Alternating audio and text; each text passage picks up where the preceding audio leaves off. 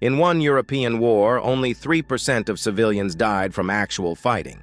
The rest were killed by plague, starvation, and a horse-borne apocalypse of mercenaries who had not been paid in months. In 8th century China, a rebellion is often said to have killed 36 million people, 1/6 of everyone alive on Earth. That number comes from a tax document, and there is a very good chance it is wrong.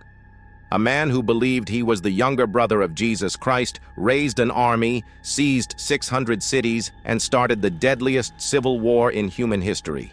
You have almost certainly never heard his name. And one empire that began with a handful of horsemen on the steppe ended up ruling more contiguous land than anyone before or since.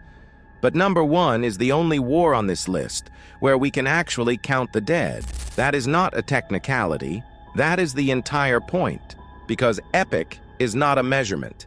It is a lighting choice. Let's count it down. Fast note before we start.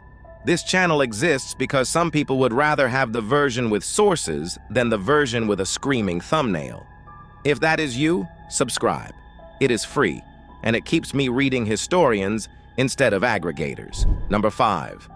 The 30 Years' War, 1618 to 1648.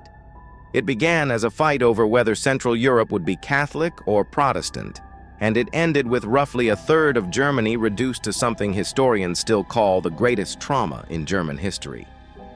Here is the detail that reframes the whole thing. Analysis of local records suggests that only about 3% of civilian deaths came from military action. Bubonic plague accounted for roughly 64%, starvation 12%. Typhus and dysentery most of the rest. The armies barely needed to kill anyone. They just needed to march through, eat everything, burn the rest, and let biology finish the job. Magdeburg went from 25,000 people in 1618 to about 2,500 by 1644, with roughly 400 houses left standing. Now here is where we start being honest about numbers. 19th century German nationalists loved this war because a Germany destroyed by disunity made a very convenient argument for German unity. Claims of 12 million dead circulated freely. Modern historians have pulled that back. Britannica puts overall decline at 15 to 20%.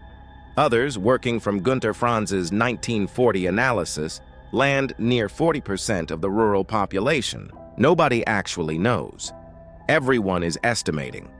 What the war did produce, definitively, was the Peace of Westphalia in 1648, which established that states get to run their own internal affairs without foreign powers invading over religion. That idea is the load-bearing wall of the entire modern international system.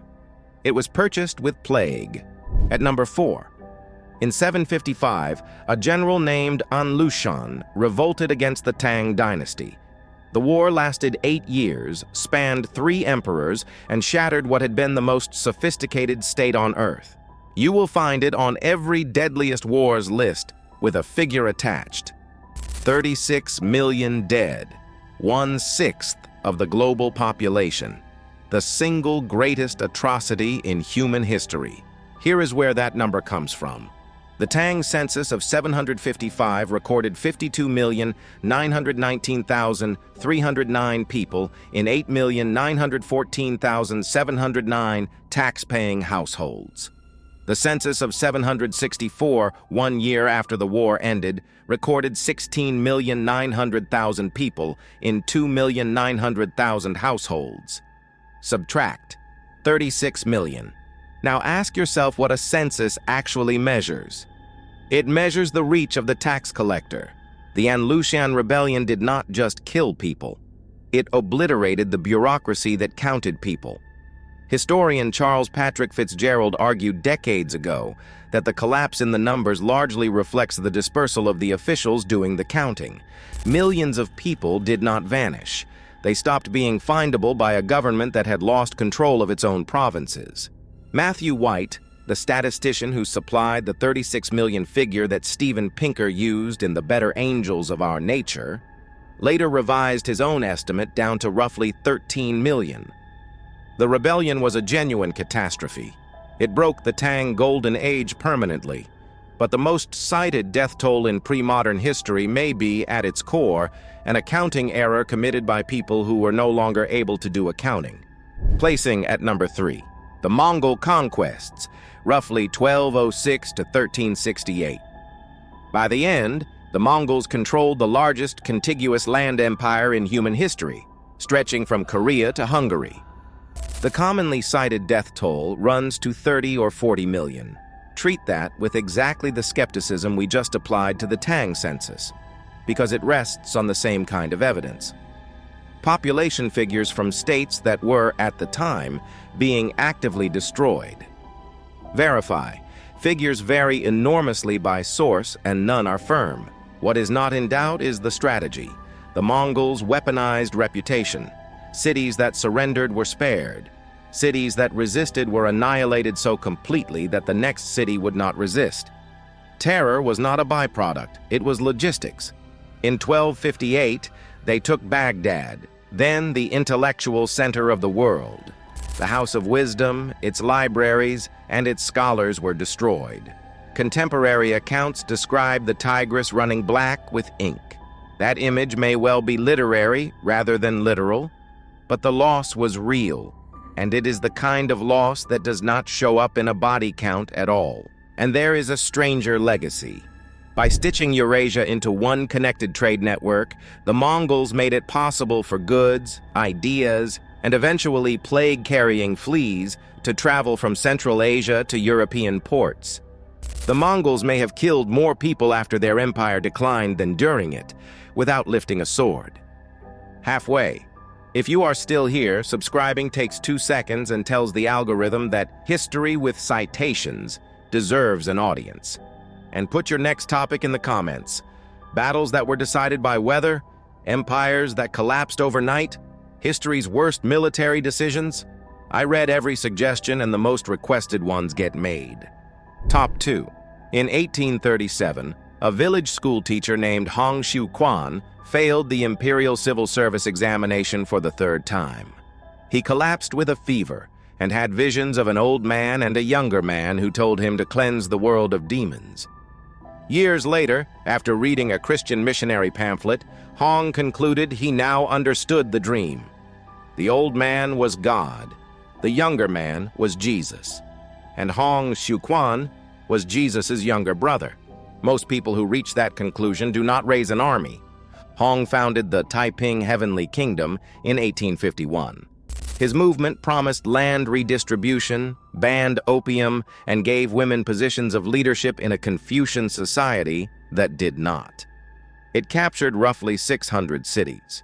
In 1853, it took Nanjing and held it for 11 years. The Taiping Rebellion, 1850 to 1864, killed by most estimates between 20 and 30 million people. Some historians go far higher. That places it, at minimum, alongside the very worst wars in history and makes it almost certainly the deadliest civil war ever fought. Most of those people were not killed in battle. They starved. Jiangsu province may have lost half its population. The lower Yangtze Valley, the richest farmland in China, became a wasteland.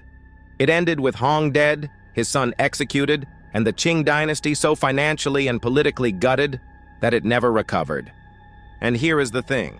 This was happening while the American Civil War was being fought. That war killed roughly 700,000 people. We have made dozens of films about it. The Taiping Rebellion killed perhaps 30 times as many, and outside China, almost nobody can name a single figure from it. That is not an accident of interest. That is a decision about whose dead get counted as history. And at the top, the Second World War killed somewhere between 70 and 85 million people.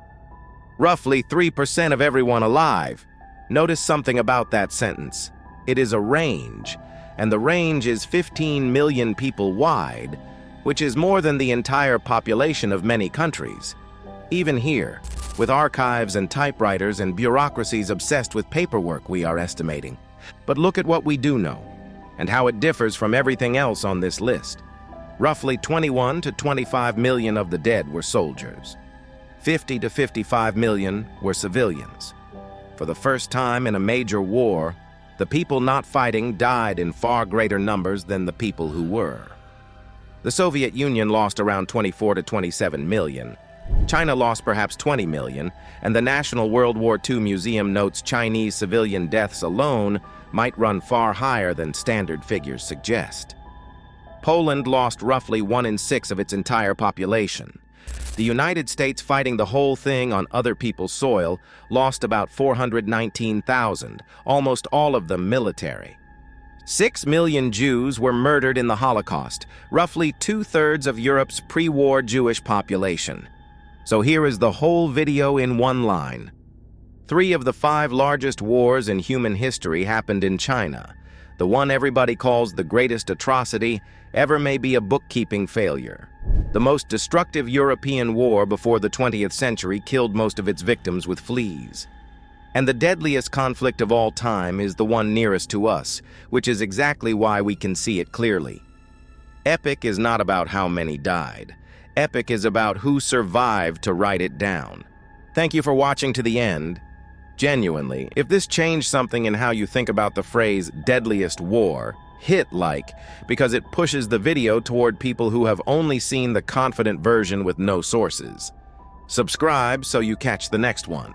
And tell me in the comments which of these 5 you had never heard of, because I am betting on number 2. I will see you in the next video.